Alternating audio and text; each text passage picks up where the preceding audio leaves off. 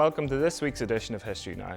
I'm delighted to welcome Professor Richard Grayson from Goldsmiths, University of London, who's going to be speaking to us about his new digital online project, Geography of Service and Death, a study of the East and West Belfast UVF who enlisted in World War I. Richard, you're very welcome. Thank you. You've just come here straight from Prony, where there was a symposium on the First World War. It was looking particularly at the digital history of the First World War, so how we can take the stories and put them in new forms and also preserve them for future generations. Yeah. How did that go then? It was good, yeah. There's a good discussion. I think one of the challenges that's facing all the really great community projects that have been developed during the war is just making sure that they are kept for the future. It's got so easy to set up a website now. All you have to do is forget to pay the annual subscription and it can be lost. So there are organisations looking at how best to archive the centenary work that was done in 2014 to 2018. This current project that you have, it's called Geography of Service and Death. Yeah. We're over here to discuss that with... Yes, I was partly there talking to local people who happened to come in. There was a session in the morning that was various projects showcasing their work. And then I was just taking part in the discussion in the afternoon. Lessons from that, but also other centenary projects I've been involved with. For example, the Imperial War Museum's Lives of the First World War project, which is one of the big national things that happened during the centenary. Yeah. So this particular one, I know you're working with one of our local historians here, Jason. So can you tell us how that came about? I've been working with Jason Burke, who's a local historian. Lots of people have probably been on his walking tours that he does connected to the history of East Belfast. I published a book called Belfast Boys in 2009, which was about West Belfast, and used a method I called military history from the street, where you try to get as much data as possible for everybody from a local area who served. And having looked at that project and that publication, Jason thought, well, could I do the same for East Belfast? So his East Belfast and the Great War project sought to gather in information on everyone in East Belfast, and we both ended up with several thousand names on a database. It's not possible to publish all of those in a list that's user-friendly, but I think we were both struck by how the story of the UVF members who enlisted in the British Army is told in a particular way, and the way it's told is that those men joined the Ulster Division in September 1914. They trained for a year or so, they were deployed to France, they were then in action on the Somme when they had very heavy fatalities, and you don't really hear much about the rest of the story, whether that's Messines when they were with the 16th Division or at Passchendaele later, or during the German Spring Offensive in 1918. We knew from that data that a story that emphasised the fact that men from the UVF had joined the Ulster Division and fought on the Somme was actually missing out a lot of UVF members who had a very different story. So just take West Belfast, around a third of men who were UVF members who served in the British military during the war were never in the Ulster Division for various reasons, which we might come on to. But we were just keen to use our data for East and West Belfast to try and get across the idea that that story that you see on the murals now is only part of the story. There's a whole lot more to say. Yeah. And piecing together that story, it's painstaking, because I can remember Jason doing it and holding, events in local halls and stuff where people came in. Did you, was the same sort of methodology you used yourself? So I think actually Jason did rather more of that than I did, because he was able to build on my methods and then take them a step further, really. Just think about what else you might do. But just to give you some examples, the first thing that both of us would have had to do is use newspapers for every single day of the war. So Belfast has daily newspapers during the war. That's a lot of newspapers to go through. And the newspapers are actually the main way in which you can find out which men were in the UVF. If you take some areas outside Belfast, if you take Lurgan as an example, which I know through family connections, they published in late 1914 a listing of UVF members in the Lurgan Mail who had joined the services, whether they'd been called up as reservists or had volunteered. That never happened for the Belfast units, so we have to piece it together. And the way you piece together UVF service is by looking at stories in newspapers about men who did something that was remarkable, or were killed, or were wounded, and then there'd be a little piece about them in the paper, and it would say they were a member of West Belfast UVF Special Service Section, or Willowfield UVF, or what have you. So it's really, really painstaking work. And then what Jason was able to do, and we hope we can do more of with this project, is get at the information that is hidden away in people's drawers and people's attics, because there are some real gems there. Yeah. So you mentioned the big nationwide project, Lives of the First World War. Yes. So this particular project, of course, it's relevant to Belfast. Yeah. In what other ways would you say it's different than, say, the big national project? The mapping is actually crucial, and the way that through the Living Legacies Centre at Queen's, it's possible to visualise the data. So you can look at the map, and you can apply various different criteria. So for example, if you wanted to look at people by occupation, where we know the occupation, you can select that and it'll show you who is a tradesman, who's a skilled engineer, who's unskilled, and so on.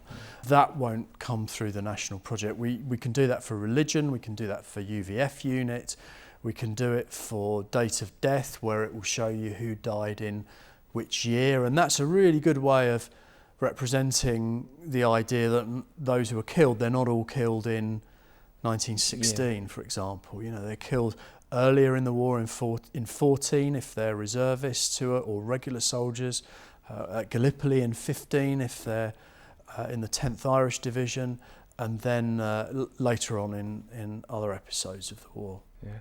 So you just alluded there before about how, on the murals it doesn't tell the full story. Yeah.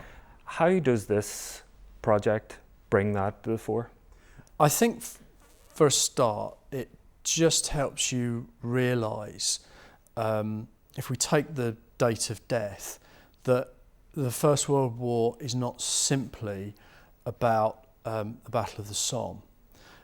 I think it's important we understand why the Somme is so important. Yeah. Take the Shankill, for example. The first 2 days of the Battle of the Somme are 0.1% of the days of the war. Yet on those 0.1% of the days of the war, 13% of all the men from the Shankill killed in the war are killed. So there's a huge cluster, and I entirely understand why, if people want to commemorate one event of the war and pick that above anything else, of course that's the Somme. But so that's 13% of the Shankills dead on just 2 days of the war. What about the other 87% who died?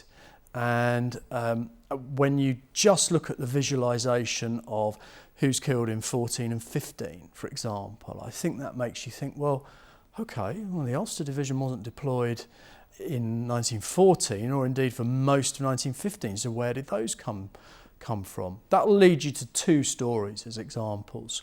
One is the story of the reservists, men who are the equivalent of today's territorial army. So they're in the UVF, they're at home, but they're ready to be called up as soon as war breaks out, and they get called into action. Now, those men go into largely the 1st and 2nd Royal Irish Rifles, and those UVF members find themselves serving side by side with other reservists from the Falls who had been in the Irish National Volunteers. Men they could have fought had there been the Civil War that they expected, or many people expected, might break out. The other story that geography of death, the chronology of death will lead you to, is the UVF men who were so keen to join up when war broke out, that they didn't wait for the Ulster Division to be formed. It took a month of negotiations between Edward Carson and the War Office to get approval for the Ulster Division. They joined the 10th Irish Division, which recruits across the island of Ireland, men from all sides of the political and religious divide, and they are deployed at Gallipoli in August 1915, 2 months before the Ulster Division is in France. So the UVF volunteers who are killed first, if you like, the people who are most keen to join up, they've nothing to do with the Somme or the Ulster Division. They're at Gallipoli in the 10th Division. One thing that's really interesting, I was looking at the map, the interactive map earlier, that the geography of West Belfast, how we know it today. Yes. You know, the blue dots that represent each person that signed up and died. What does that tell us about, the lay of the land in West Belfast? So if we think of the geography of it, first of all, it's important to remember, I mean, people in Belfast won't need telling this, but just imagine Belfast without the West Link cutting through. Now, the effect of the West Link was that there were working class terraced houses on the city centre side of the West Link, which were very much part of West Belfast in 1914. We wouldn't now think of those areas as being part of West Belfast because they're inside the West Link. So the scope of what was West Belfast stretched right into the edge of the city centre, really into the edge of the commercial area. Also, there are places, I'm thinking of the Donegal Road, for example, that we would now very much think of as being part of South Belfast, but the boundary of West Belfast you can think of as the railway line, because those people who lived there, where they went to work and socialise was much more in the west of the city. Somewhere like what is now the Park Centre, right on the edge actually of the Falls, is the Belfast Celtic Ground. It's where Winston Churchill comes in 1912 to speak in favour of Home Rule, absolutely central to ideas of West Belfast. I think we also need to realise that there are areas that we would very much think of as West Belfast that are not formally or legally in the west, because the dividing line then as now of the west and the north was a line up the Shankill Road. So there are places like Agnes Street that you would think of as very much part of the Shankill, but they're in North Belfast. I included them in West Belfast because it seemed that the parliamentary division wasn't the most relevant thing. But nevertheless, when you look at the UVF units that the men were in, by and large, those south of the Shankill and in the Shankill were in the West Belfast UVF unit, but those north of the Shankill Road were in the and south of the Crumlin Road were in the North Belfast UVF. So the geography has changed. The religious geography was also a little more mixed as well. So I've done a walking tour of West Belfast on a number of occasions, talking about West Belfast UVF members. We start off in Cultureland, Broadway, which used to be Broadway Presbyterian Church, because there were Presbyterians in the Falls in reasonably large numbers. In fact, in 1911 in the census, nearly 20% of the population of Fallsward was Protestant of one denomination or another. So that has really changed. So in relation to West Belfast, what were the occupations of the people who were signing up? It was very much a working class area. If you look at the tags that we've used on the map, you can see that the white collar section, there's very few of those. Largely people were working in linen mills, and in the shipyards as well. So coming from both West and East Belfast for that, of course. And they've got a range of occupations. You've got the skilled engineers and carpenters and electricians, but also a lot of unskilled workers who just would have been using their strength.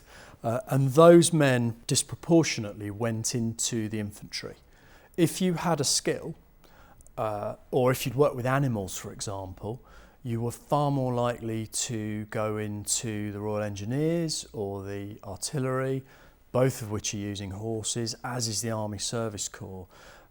If you were a baker and you enlisted, you spent 4 years baking bread in the Army Service Corps and cooking other things. So the Army did pay quite significant attention to what you had done before. And it was in your interest that they did so, because if you had a particular skill, you would be paid a little more for being in the Engineers than being an infantryman. Yeah, if we can just go back to the format you're using, an interactive map, it's very well laid out, and the instructions for someone who's not tech savvy like me have been good to follow. That's good to hear. Have you noticed how much this kind of digital history has taken off, and if the decade of centenaries that we're in has contributed to the popularity of that? It has taken off because people are thinking about how you can represent data, but I think we're at the early stages of it, actually, because I think most people lack the expertise, say in local community projects, to get the information on a map. And I'm one of those people lacking that expertise because, you know, I'm a historian, Jason's a historian, we've gathered our data together and we've worked through Living Legacies at Queen's. They have the Centre for Data Digitisation and Analysis there, and they're the people with the GIS expertise, as it's called, to put it on a map. It's quite labour intensive. One of the questions is, well, why only do the UVF? Well, we've got around 400 former members of the UVF on that map. I have 8,500 West Belfast men in my database, but you've got to manually work out a position on a map for each address that you have. So that is quite tricky. And so there are ways of doing this, but it costs money. And so I think that still what we're seeing by and large with local community projects is people doing the roll of honour kind of project where you list people rather than analyse it altogether, because it's hard. And funding is limited for this kind of thing. I put in a couple of proposals 10 years ago now to do this project for the whole of Ulster, 9-county Ulster, because the Belfast newspapers used to report what was happening in Cavan, Monaghan and Donegal at the time.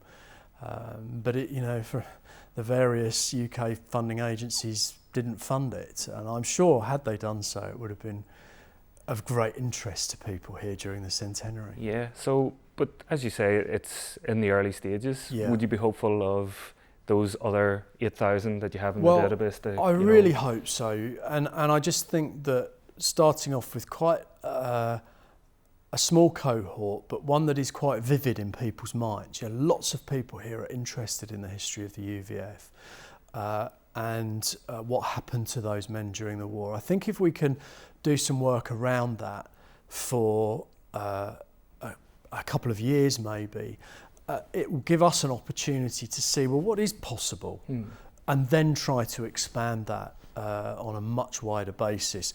Obviously, the next thing to do would be the data we have for East and West Belfast for non-UVF people.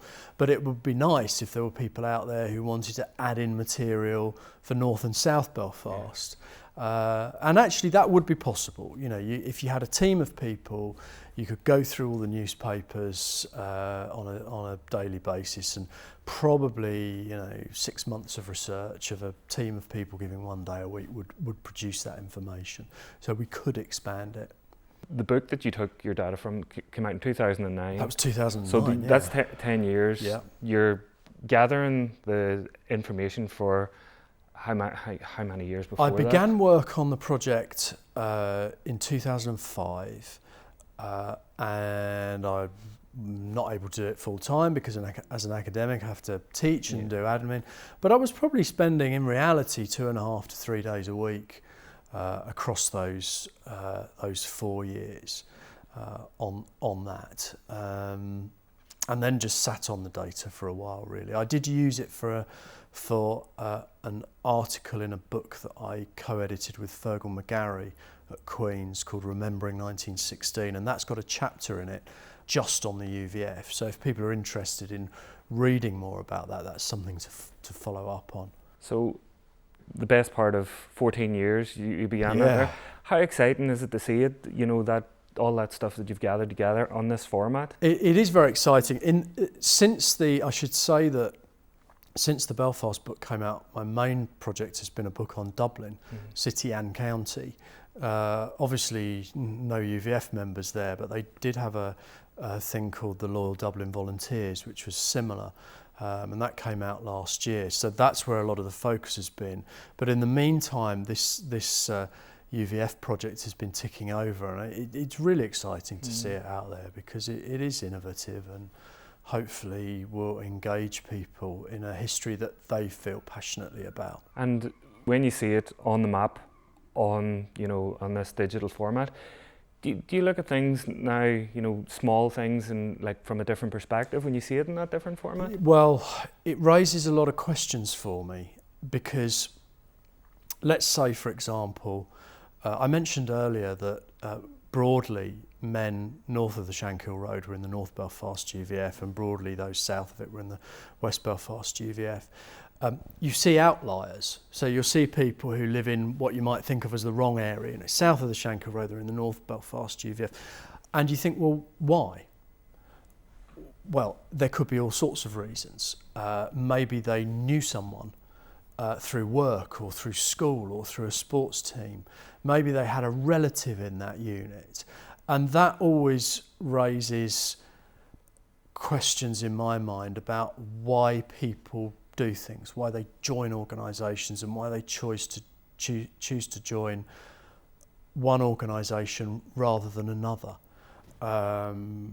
You take the Troubles as an example. You read accounts, and why did someone join the UDA rather than the UVF? And it can, my cousin was in it. It'll be that kind of thing.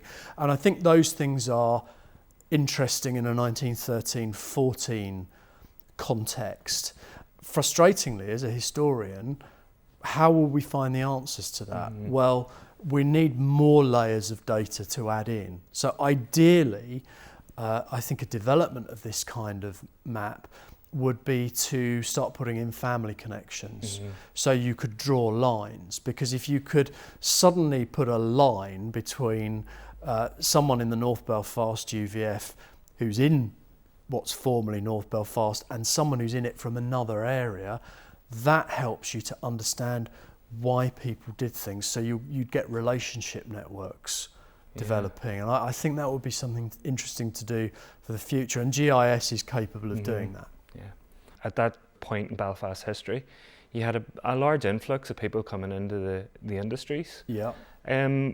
People from outside Belfast, are they represented on these maps? So the approach I've taken with what I call military history from the street is that you have to be living in Belfast at the time you enlisted. But that does mean people who might have thought themselves not as natives are included. So to give you an example, Frank Todd, who is the very first member of the UVF from East Belfast to be killed in the war. He's killed in October 1914 on the Western Front. He was born in Portadown and I believe grew up there and then moved into Belfast later. So, but I felt you had to have some kind of standard for the community, which is, okay, you could have done it a different way, everyone born there, but then if you're born there and you've moved away, then you're living somewhere else. So let's say you're killed, the impact of that, it may be felt where you were born, but actually it's probably more felt where you're actually living. So the approach I took is that you have to be living there. You have to have a verified address of yourself, and if we can't find an address for the soldier, you will have a next of kin address. And in the absence of an address for the soldier, I've taken next of kin as being where they're from, if you like. one of the interesting things about this project is that it can help people to discover things that they didn't know about their families, and that maybe they'd got sucked into a particular myth of the war. So, for example, as a child, my great uncle James Powell, who was from Lurgan, served in the 2nd Royal Irish Rifles. I was always told he was killed on the Somme, because if you think about what's the dominant memory of the war for people here, it's to say, well, he was on the Somme. When I discovered he was killed in September 1915, I thought, okay, he was probably killed before the Battle of the Somme. And then I found he was buried in Belgium.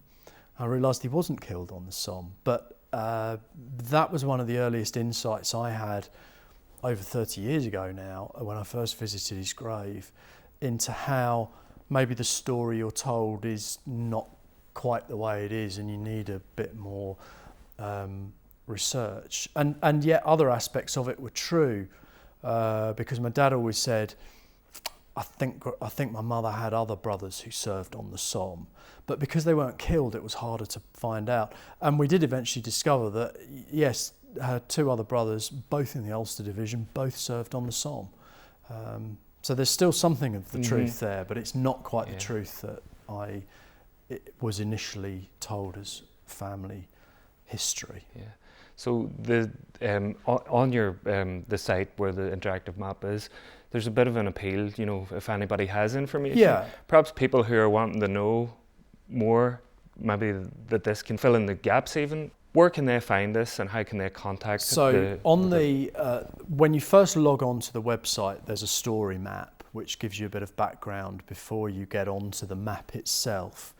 And at the end of that are my contact details, so people can write to me at Goldsmiths, University of London, and the address is there, or they can email me, and the email address is there, r.grayson@gold.ac.uk.